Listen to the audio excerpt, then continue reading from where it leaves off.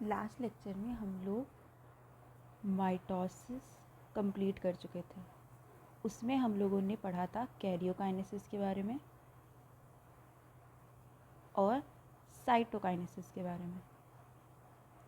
पिछले लेक्चर में एक्चुअली में हम लोगों ने ये किया है कि हम लोगों ने पूरी की पूरी सेल साइकिल को कंप्लीट कर लिया, ठीक है। और उसमें मैंने तुम लोग को बताया था, अगर मैं थोड़ा फ्लो चार्ट एक बार रिवीजन करवा दूँ तो मैंने उसमें सिर्फ ये बताया था कि हमारा होता है सेल साइकिल। सेल साइकिल दो पार्ट्स में डिवाइड होती है, एक होती है इंटरफेस और दूसरी होती है हम लोग की एम फेस, जिसमें हमने पढ़ा था कि जो इंटरफेस होता है उसके अंदर G1, S और G2 ये तीन चीज़ें होती हैं। और एम फेज़ में हमने ये पढ़ा था कि एम फेज़ में हम लोग का पहले दो होता है, एक होता है कैरियोकाइनेसिस और दूसरा होता है साइटोकाइनेसिस, जिसमें से हमने ये भी बताया था कैरियोकाइनेसिस में क्या क्या होते हैं, चार पार्ट होते हैं। पहला होता है प्रोफेज, मेटाफेज, यहाँ पे लिख देती हूँ इसको। कैरियोकाइनेसिस में हम लोग ने कौन कौन से फेज पढ़े थे, प्रोफेज पढ़ा था, मेटाफेज पढ़ा था, एनाफेज पढ़ा था और टीलोफेज पढ़ा था। और जो चीज़ दूसरी हम लोग ने थी कि इसका दूसरा पार्ट क्या होता है, साइटोकाइनेसिस होता है। तो कैरियोकाइनेसिस, साइटोकाइनेसिस, ये इतना पार्ट हम लोगों ने पिछले उसमें कंप्लीट कर लिया था। अब मैंने जो पिछली बार चीज़ें बताई थी वो माइटोसिस के रिस्पेक्ट में बताई थी। किसके रिस्पेक्ट में थी, माइटोसिस के रिस्पेक्ट में थी। अब हमें जो पढ़ना है, हमें ये जानना है कि पहली बात तो माइटोसिस और मियोसिस में इसमें हम लोग पढ़ने वाले डिफरेंस क्या है माइटोसिस और मियोसिस में। मियोसिस में और माइटोसिस का सिग्निफिकेंस, मियोसिस का सिग्निफिकेंस, ये सब हम लोग को पढ़ना है। क्या काम है, क्या काम नहीं है इनका, और किस तरीके से ये एक दूसरे से अलग होते हैं, किनका काम कहाँ पे होता है, ये सब हम लोग को पढ़ना है। तो सबसे पहले अगर मैं बात करूँ तो हमने पिछली बार जो माइटोसिस की बात की थी, हमें ये जानना है कि एक चीज़ जो डिफरेंस कभी कभी एग्जाम में पूछा जाता है कि difference between mitosis of animal and plant. तो ये आ सकता है, कैसे हम लिखेंगे, क्या करेंगे हम लोग, इधर की तरफ एनिमल का और इधर की तरफ प्लांट का। अब एनिमल के में क्या होता है, एनिमल के में अलग ये चीज़ होती है जो हम लोगों ने एकदम बढ़िया से देखी है, वो ये है कि एनिमल में सेंट्रियोल्स प्रेजेंट होते हैं। सेंट्रियोल्स प्रेजेंट होंगे तो एस्टर फॉर्मेशन भी होगा। इसको अलग अलग पॉइंट लेके भी लिख सकते हैं, एक में भी लिख सकते हैं। अगर और पॉइंट्स नहीं याद आ रहे तो इनको अलग अलग करके लिख लो। प्लांट्स में no centrioles, so no aster formation. दूसरी चीज़ हमने देखा था एनिमल्स में साइटोकाइनेसिस बाय फरो फॉर्मेशन। हमने देखा था कि इस तरीके से फरो बन रहे थे, ये इस तरीके से फरो बन रहे थे। यहाँ पे क्या होती है, बाय सेल प्लेट फॉर्मेशन। मैंने बताया था कि अगर ये हमारा सेल है तो यहाँ बीच में ऐसी क्या होती है, सेल प्लेट फॉर्म होती है और वो बाहर पेरिफेरी की तरफ मूव करती है, ऐसा होता है यहाँ पे, ठीक है। तो ये हम लोग का डिफरेंसेस होगा यहाँ पे एनिमल और प्लांट सेल के माइटोसिस में। अब हम लोग स्पेसिफिकली पहुँचते हैं किसमें, सिग्निफिकेंस ऑफ माइटोसिस में। क्या है, significance of mitosis. Significance of mitosis क्या है, सिग्निफिकेंस ऑफ माइटोसिस ये होता है कि पहली बात तो माइटोसिस कहाँ कहाँ यूज़ हो रहा है, उससे हमें मदद, इंपॉर्टेंस क्या है माइटोसिस की, वो देखते हैं। मैंने ये चीज़ पहले भी डिस्कस करी थी कि एक तो होता है ग्रोथ, दूसरा क्या होता है, रिपेयर। तीसरा क्या होता है, रिप्लेसमेंट। चौथा क्या होता है कि वो एसेक्सुअल रिप्रोडक्शन कर, मैं भी ये सब एक्सप्लेन करूँगी, अभी मैं पॉइंट्स लिख दे रही हूँ, ठीक। और पांचवा, maintain chromosomal number in daughter cells. तो अगर मैं इनको बारी बारी उठाऊँ तो होता क्या है, ग्रोथ। जब जब कोई भी ऑर्गेनिज्म की एग्जिस्टेंस अर्थ पे चालू होती है वो एज जाइगोट होती है चालू। और जाइगोट कैसा सेल होता है, सिंगल सेल होता है। कैसा सेल होता है, सिंगल सेल होता है हम लोग का। तो ये सिंगल सेल जो होता है ये बार बार डिवाइड करता है, तब जाके हम लोग आज अब इतने बड़े ऑर्गेनिज्म बने। बट सबसे पहले हम लोग एक सिंगल ऑर्गेनिज्म ही थे। तो अगर ग्रोथ नहीं होती तो फिर हम लोग इतने बड़े नहीं हो पाते। तो ग्रोथ जो है वो किसकी वजह से हो रही है, माइटोसिस की वजह से हो रही है। रिपेयर का मतलब क्या हो, मान लो हमें कोई इंजरी हुई, क्या हो गई, हम लोग को कोई इंजरी हो गई, तो उस इंजरी को सही करने के लिए, उस इंजरी को क्या करने के लिए, रिकवर करने के लिए वहाँ पे क्या हो जाते हैं, नई सेल्स की लेयर बनती है कि नहीं बनती। अगर वो नई सेल्स की लेयर नहीं बनेगी तो डायरेक्टली इन्वायरमेंट से कांटेक्ट में रहेंगी चीज़ें, तो वो हमारे लिए क्या हो सकता है, नुकसानदायक हो सकता है। तो ये इंजरी से भी हम लोग को रिकवर करने में जो सेल डिवीजन की ज़रूरत होती है वो किस टाइप का सेल डिवीजन होता है, माइटोसिस, क्योंकि वही सेम नंबर ऑफ क्रोमोसोम के सेल्स चाहिए होती है। दूसरी, रिप्लेसमेंट। हमें पता है कि हमारी स्किन के बाहर क्या होता है, डेड सेल्स निकलते रहते। अगर उन डेड सेल्स जो डेड हो रहे हो आउटर लेयर, उसको रिप्लेस करने के सेल्स नहीं प्रेजेंट होंगे तो क्या होगा, कुछ नहीं होगा। हम लोग की स्किन धीरे धीरे डिटोरिएट, हम लोग ख़त्म होते चले जाएंगे, लेकिन हम लोग ख़त्म तो होते ही नहीं है। तो ये जो रिप्लेसमेंट है वो किसकी वजह से हो रहा है, माइटोसिस की वजह से, कि वहाँ पे वो सेल डिवीजन चल रहा है।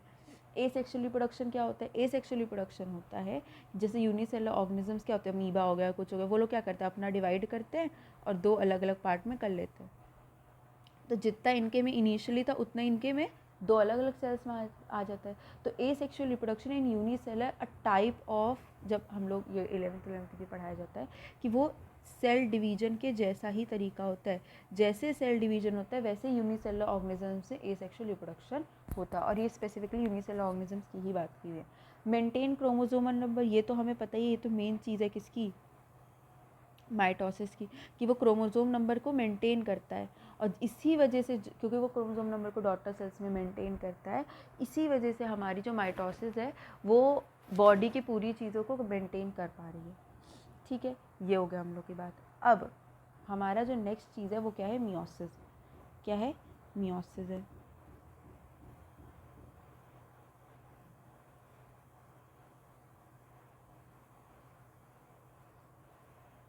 आते हैं वापस मियोसिस पे। माइटोसिस और मियोसिस में कुछ डिफरेंसेस थे। अगर यहाँ पे मैं माइटोसिस के बारे में लिख दे रही हूँ, इसे कंपैरेटिवली समझ में आए। माइटोसिस में जब हम लोग पढ़ते थे तो पहला था कि एक सेल से दो सेल्स बनते हैं सर। मियोसिस में क्या होता है, एक सेल से चार सेल बनते हैं। ठीक, पहली चीज़ हो गई है। दूसरा पॉइंट क्या है कि माइटोसिस में अगर ये जो सेल है इसका क्रोमोसोम नंबर 2n है, मतलब डिप्लॉयड है, तो जो डॉटर सेल्स बनेंगे वो भी डिप्लॉयड होंगे, मतलब same chromosome number, same number of chromosomes होते हैं यहाँ पे। यहाँ पे क्या होता है, अगर ये डिप्लॉयड है तो ये सारे क्या होंगे, half the number of chromosomes होंगे। तो यहाँ क्या होगा, half number of chromosome in daughter cells. तो हाफ नंबर ऑफ क्रोमोसोम हो जाते हैं डॉटर सेल्स में, ये एक अलग चीज़ हो जाती है। और जैसे कि हमने देखा कि माइटोसिस जो होता है वो क्या काम करता है, वो रिपेयर, रिप्लेसमेंट, ग्रोथ, इन सब चीज़ों में मदद करता है। लेकिन मियोसिस क्या होता है, मियोसिस जो है वो रिप्रोडक्शन में मदद करता है। एक और बहुत इंपॉर्टेंट बात है जो याद होनी चाहिए हम लोग को, वो ये है कि माइटोसिस एक टाइप का इक्वेशनल डिवीजन होता है, क्योंकि वो मेंटेन करता है जो भी उसका क्रोमोसोम नंबर और सब चीज़ें होती है। लेकिन जो हम लोग की मियोसिस होती है, मियोसिस किस टाइप का डिवीजन होता है? एक रिडक्शनल डिवीजन होता है। कैसा डिवीजन होता है? रिडक्शनल डिवीजन होता है। क्यों कहते हैं हम लोग उसको रिडक्शन? कि ये जितना क्रोमोसोम नंबर है उससे हाफ कर देता है अपने डॉटर सेल्स में। अब ये डिफरेंस वाइज बात होगी कि याद रहे क्या कि यहाँ पे 1 से 2 सेल बन रहे थे, यहाँ से 4 सेल्स बनते थे। यहाँ जितना क्रोमोसोम नंबर था इनके डॉटर में सेम नंबर ऑफ क्रोमोसोम था, मतलब स्किन में जो हमारे सेल्स अगली जनरेशन में बन रहे हैं वो सेम नंबर ऑफ क्रोमोसोम बन रहे हैं जैसे हमारे इनिशियली सेल्स प्रेजेंट थे। यहाँ पे क्या होता है, यहाँ हाफ बनते हैं और इसका एक रीज़न है, भी हम लोग बात करेंगे इस बारे में, वही उसका सिग्निफिकेंस भी कहीं ना कहीं आ जाता है। तो ये सब चीज़ें हो रही होती हैं यहाँ पे। अब अगर मैं बात करूँ नेक्स्ट चीज़ कि मियोसिस में हो क्यों रहा है हाफ नंबर ऑफ क्रोमोसोम और इससे हमें क्या फ़ायदा है। अगर हम लोग बात करें कि मियोसिस में हम क्या कर रहे हैं, मियोसिस में क्रोमोसोम नंबर हाफ हो जा रहा है, N N N N half देखने को मिल रहा है। इमेजिन करो, मतलब अगर थोड़ा सोचो तो जब रिप्रोडक्शन की बात होती है तो रिप्रोडक्शन में गैमीट्स होते हैं कि नहीं? गैमीट्स भी क्या होता है? हाँ भाई, अगर हम जैसे हम ह्यूमन बींग्स की बात करते हैं, यहाँ पे ह्यूमन बींग्स का नॉर्मल क्रोमोसोम नंबर 46 क्रोमोसोम या इसको हम 23 पेयर भी कह सकते हैं होता है। अब मैं अपनी स्किन की सेल्स उठाऊंगी तो मुझे 46 क्रोमोसोम्स या 23 पेयर देखने को मिलेगा। लेकिन अगर हम गैमीट्स उठाएं, गैमीट्स क्या होते हैं? मेल गैमीट होता है स्पर्म और फीमेल गैमीट क्या होता है? ओवम या फिर एग भी बोलते हैं। इसका क्या होगा? इसमें 23 मतलब हाफ नंबर, इसमें 23 मतलब half the number of chromosome, total 46 होते हैं, इनमें हाफ हाफ प्रेजेंट होते हैं। तो ध्यान से अगर हम इसको देख पाएँ तो ये क्या था? 2n था और ये क्या है? n और n है half number of chromosome. Imagine करो अगर ह्यूमन बींग्स में या ना मैं कोई जनरल ऑर्गेनिज्म लेती हूँ, उसमें अगर ये half number of chromosome as gametes ना फ्यूज़ करके नॉर्मली फ्यूज़ कर रहा होता तो 2n फ्यूज़ करके क्या बनाता? 4n। फिर मान लो दूसरा 2n के साथ फ्यूज़ करता तो क्या बनाता?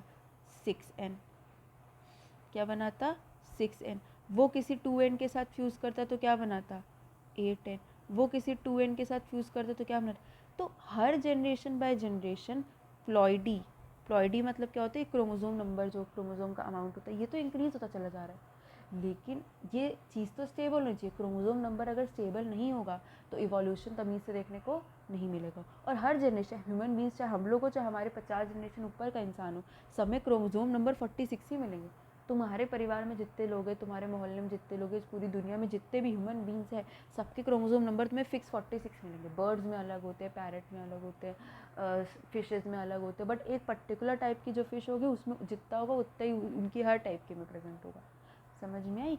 हनी बी में होगा अलग टाइप का, सबका अलग अलग होता है, लेकिन उनका जो भी स्पीशीज़ है उन सबका हमेशा कांस्टेंट होता है। अब वो कांस्टेंट मेंटेन तो हमें इससे हो नहीं पा रहा है, लेकिन तुम अभी ध्यान देना, भी मैं दिखाती हूँ।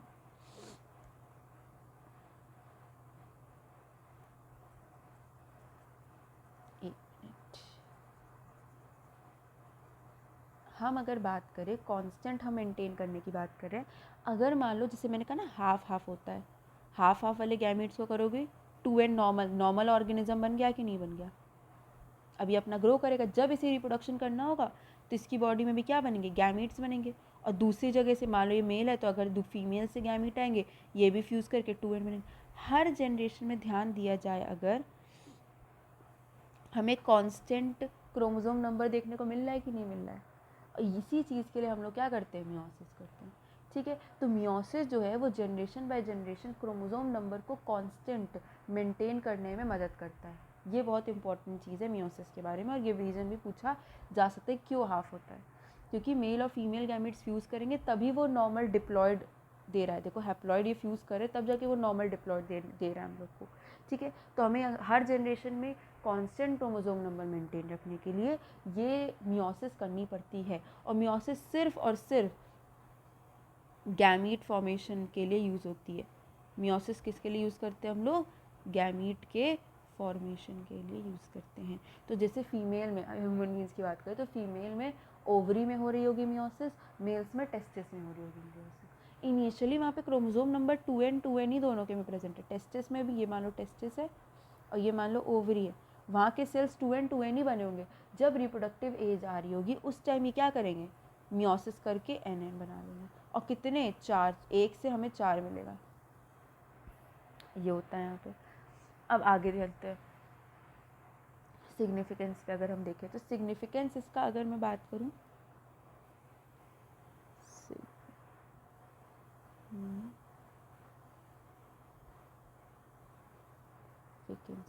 सिग्निफिकेंस ऑफ मियोसिस क्या है? सिग्निफिकेंस ऑफ मियोसिस बहुत सिंपल है कि पहली चीज़ क्या है कि क्रोमोसोम नंबर इज हाफ। ठीक है, किसके लिए हाफ होता है? For the formation of gametes. किस लिए? So that normal 2n chromosome content is maintained. बस खत्म बात। ठीक है, दूसरा पॉइंट क्या है? दूसरा पॉइंट क्या होता है कि ड्यूरिंग मियोसिस, ये बहुत अच्छे से जब रिप्रोडक्शन चैप्टर होगा तो समझ में आएगा, बट मैं थोड़ा समझाने की कोशिश करती हूँ। क्या हम लोग अपने पेरेंट्स से एकदम सिमिलर है? भले ही उन दोनों के गैमीट्स आए, नहीं है। कुछ कैरेक्टर सिमिलर जाएंगे। भाई हम लोग मदर के एग और फादर के स्पर्म से फ्यूज़ करके बने हुए हैं। तो अगर 50-50% अब इनका 23 आया हुआ है, इनका 23 आया हुआ है, तब जाके हम 46 बने हुए हैं। उस हिसाब से जब आधा आधा आया हुआ है तो हम आधे मदर जैसे होने चाहिए, आधे फादर जैसे होने चाहिए। लेकिन ऐसा तो बिल्कुल नहीं होता। लेकिन ऐसा भी नहीं होता कि हम लोग उनके जैसे नहीं दिखते हैं। हम लोग कभी गाँव या अपने नानी दादी के यहाँ जाओ जहाँ और लोग जानते हो अपने मम्मी पापा को, तो वो लोग यही बोलते हैं। क्या बोलते हैं कि अरे ये तो फलाने की लड़की है, इसको देखा हुआ है, इसको जानते हैं, तुम उसकी लड़की। क्या फेस एक्सप्रेशन मैच कर रहे हैं, बॉडी फीचर्स मैच कर रहे हैं, लेकिन 100% मैच कर रहे हैं? नहीं मैच कर रहे। कुछ ऐसी चीज़ें जो एकदम अलग है तुम्हारे में, एकदम ही अलग है, जो सिर्फ तुम्हारे अंदर है, उसे हम कहते हैं वेरिएशन। और वेरिएशन आता है मिक्सिंग ऑफ जीन से। मैंने पहले भी बताया कि डीएनए के ऊपर जीन्स प्रेजेंट होता है और डीएनए क्रोमोसोम के फॉर्म में आता है। तो क्रोमोसोम पे जो जीन्स प्रेजेंट है उनकी जब मिक्सिंग होती है उससे वेरिएशन आता है, और वही वेरिएशन वो चेंजेस क्रिएट करता है जिसकी वजह से तुम अपने पेरेंट्स से अलग हो, उनकी तरह एग्जैक्टली सेम टू सेम नहीं दिख रही हो। ये चीज़ होती है जिसकी जो मियोसिस समझो बहुत इंपॉर्टेंट काम कर रही होती है, वेरिएशन, मिक्सिंग। और बायोलॉजिकली जो टर्म हम लोग यूज़ करते हैं वो हम लोग यूज़ करते हैं क्रॉसिंग ओवर। तो अगर मैं बोलूँ कि maternal and paternal chromosomes gate mixed up. ठीक है, कब? जब ये डिवीजन हो रहा होता है उस टाइम मैटरनल और पैटर्नल क्रोमोसोम्स जो होते हैं वो क्या कर रहे होते हैं, मिक्सिंग हो रही थी। ध्यान तो भैया इन क्रोमोसोम के अंदर ही तो जीन्स प्रेजेंट है, क्योंकि क्रोमोसोम के अंदर डीएनए, डीएनए के ऊपर जीन्स है। तो हम इनडायरेक्टली बोल सकते हैं क्रोमोसोम्स पे जो जीन है, ये मान लो मदर का क्रोमोसोम है, ये मान लो फादर का क्रोमोसोम है, तो इनकी क्या हो रही होती, मिक्सिंग हो रही होती। अभी मैं करके भी दिखाऊंगी। ठीक है, जब ये दोनों आसपास प्रेजेंट होते हैं तो इनके बीच में एक्सचेंज होता है और उसी को हम लोग क्रॉसिंग ओवर कहते हैं। तो अभी मैं क्रॉसिंग ओवर एक्सप्लेन करने जा रही हूँ। ये हमारे वैसे मेन 2 सिग्निफिकेंस होते हैं। अब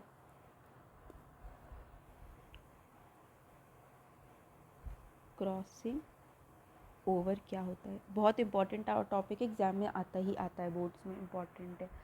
होता क्या है कि देखो, मान लो सेकेंड नंबर ऑफ क्रोमोसोम है। भाई देखो 23 पेयर होते हैं ना, तो अगर मैं देखूँ ये first pair, second pair, third pair, fourth pair, यहीं तक बनाती हूँ मैं। ठीक है, ये है मान लो, तो आधे मदर से आ रहे हैं, आधे फादर से आ रहे हैं।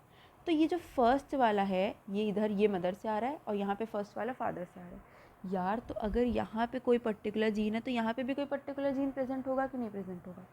तो यहाँ पे मान लो आई का जीन प्रेजेंट है, तो यहाँ पे मान लो क्या होगा, यहाँ भी आई का ही जीन प्रेजेंट होगा। यहाँ मान लो हेयर का जीन है, तो एग्जैक्टली सेम पोजीशन पे यहाँ पे हेयर का जीन प्रेजेंट होगा। और होता क्या है, टोटल हमारे पास 23 पेयर जो होते हैं, ये शायद मैंने बताया भी है, उसमें से 22 पेयर जो होते हैं वो ऑटोजोम्स होते हैं। क्या होते हैं? ऑटोजोम्स होते हैं। ऑटोजोम्स मतलब जो बॉडी के फीचर्स और कैरेक्टर्स को मैनेज करते हैं। और एक पेयर जो होता है ये क्या होता है? सेक्स क्रोमोसोम होता है। ठीक, या तो XX होगा या तो XY होगा। अगर फीमेल होगा तो ये 22 पेयर फीमेल जैसे कैरेक्टर्स बॉडी में शो करेंगे, अगर मेल होगा तो ये 22 पेयर मेल जैसे शो करेंगे। लेकिन जो भी है ये हाफ जहाँ जहाँ से आ रहे हैं, जीन्स की लोकेशन एकदम सेम होती है। तो अब हम क्रॉसिंग ओवर की बात करें तो ऐसे बना देती हूँ मैं, ये हम लोग का। ठीक, अब इनको हम बोलेंगे होमोलोगस पेयर। क्यों बोलेंगे होमोलोगस पेयर? क्योंकि एक मदर से आ रहे, एक फादर से आ रहे, और हर जीन की लोकेशन फिक्स है, एक पर्टिकुलर जगह पे ही जीन्स प्रेजेंट है, इस वजह से वो एग्जैक्टली सेम दिख रहे हैं। ठीक, और हम लोग को इसीलिए उसको क्या बोलते हैं? होमोलोगस पेयर कहते हैं। अब ये जो होमोलोगस पेयर है, यहाँ पे ये दोनों पास में प्रेजेंट थे। हुआ क्या? हुआ ये है, बना के बता रही हूँ। हुआ ये है कि ये और यहाँ पे ये पहले स्टेप में इनके साथ ऐसा कुछ हुआ है। ठीक है, फिर हुआ क्या है, क्योंकि ये ऐसा हुआ है, इसकी वजह से जब हम बाद में देख रहे हैं तो हमें क्या देखने को मिला है? देखना जो पार्ट हुआ था वही पार्ट का दिखाऊंगी।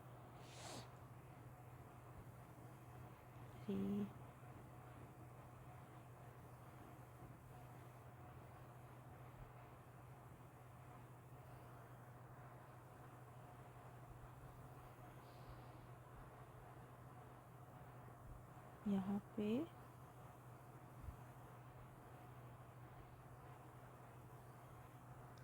ये चेंज हो गया। तो ध्यान से अगर देखें हम लोग, इसका रेड वाला पोर्शन इसमें आ गया है, इसका ब्लू वाला पोर्शन इसमें आ गया है। तो क्या भी अपने इनिशियल पेरेंट जैसे दिख रहे हैं? बिल्कुल भी नहीं दिख रहे हैं भाई। इनिशियल पेरेंट क्या था? एकदम ब्लू और एकदम रेड। यहाँ पे क्या, इनके में ये पार्ट अलग आएगा और इसके में ये पार्ट है, थोड़ा सा वेरिएशन हुआ कि नहीं हुआ? तो यहाँ पे क्या होता है, अगर मैं बोलूँ कि क्रॉसिंग ओवर है क्या, क्रॉसिंग ओवर है क्या? क्रॉसिंग ओवर का मतलब होता है जब maternal and paternal chromosome together होते हैं, टुगेदर मतलब साथ में होते हैं, उस टाइम उनका जो क्रोमैटिन मटेरियल होता है, क्रोमैटिन मतलब उसके अंदर का जो पार्ट होता है, क्रोमैटिन मटेरियल होता है, वो करता है एक्सचेंज। क्या करता है? एक्सचेंज करता है। ठीक है, किसके बीच में? Between homologous pair. तो होमोलोगस पेयर के बीच में वो क्या कर रहा होता है? एक्सचेंज कर रहा होता है, जिसकी वजह से new variation shown, new variation वाले क्रोमोसोम्स हमें देखने को मिलते हैं। अब एग्ज़ाम में इसको पूरी हम डेफिनेशन बना के लिख सकते हैं, मैं लिख दे रही हूँ। बट मुझे पर्सनली लगता है कि अगर हम लोग पॉइंट वाइज आंसर्स याद करेंगे तो हम लोग लॉन्ग टर्म याद कर पाते हैं। अब इसी को मैं कैसे लिख सकती हूँ? While maternal and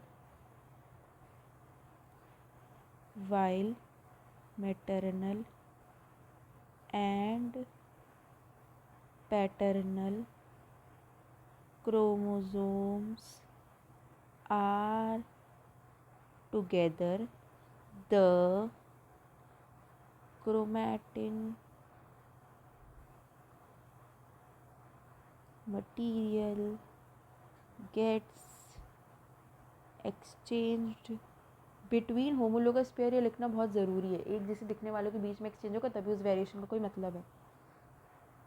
homologous pair, so variation अकर, और इसी को हम क्रॉसिंग ओवर कहते हैं। एक और बात कि जिस पॉइंट पे ये मान लो एक है और ये हमारा मान लो दूसरा है, जिस पॉइंट पे ये दोनों क्रॉस करने के लिए तैयार होते हैं, इस पॉइंट को कियाज़्मा कहते हैं। ये पूछा जाता है, इम्पॉर्टेंट है इसलिए मैं बता रही हूँ।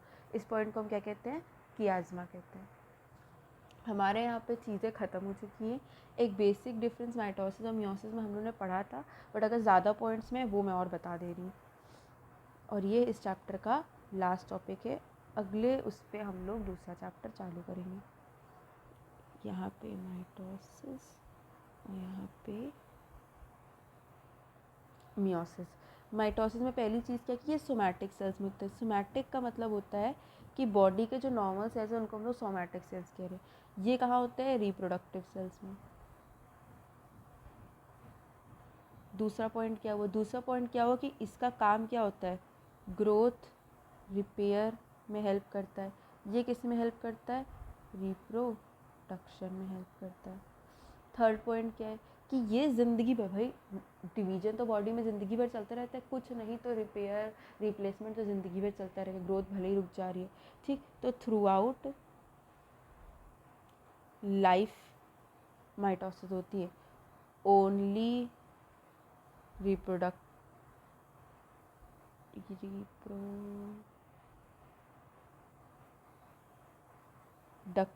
एज के टाइम पे ऐसा होता है ना। फिर इसमें क्या होता है, हमें 1 से 2 डॉटर सेल्स मिलते हैं। ऐसे एरो बना के मत लिखना तुम एग्जाम में, ठीक है। यहाँ पे क्या होता है, 1 से 4 डॉटर सेल्स मिलते हैं, ठीक है। Same number of chromosome in daughter cells होता है, और यहाँ पे होता है half number of chromosome in daughter cells होता है। बस सिंपल। ये क्या होंगे? कुछ इसके डिफरेंसेस हो गए जो हम लोग को पता होनी चाहिए, ठीक है। अब मैं ये लेक्चर ख़त्म कर रही हूँ। किसी को भी कोई भी डाउट हो तो वो कमेंट में लिख सकता है, मैं ज़रूर रिप्लाई करूँगी। और दूसरी चीज़ क्या है, नेक्स्ट चैप्टर जो हम लोग चालू करेंगे वो कौन सा है? जेनेटिक्स। तो अगले उस पे से हम लोग जेनेटिक्स के बारे में पढ़ेंगे। जेनेटिक्स आज तक ऐसा कुछ बेसिक तुम लोगों ने नहीं पढ़ा होता, और जो डीएनए और क्रोमोसोम के बारे में हम लोगों ने पढ़ा है इस चैप्टर में, वो बहुत ज़्यादा हेल्प करेगा उसमें। तो मैं ये क्लास एंड कर रही हूँ। Thank you very much.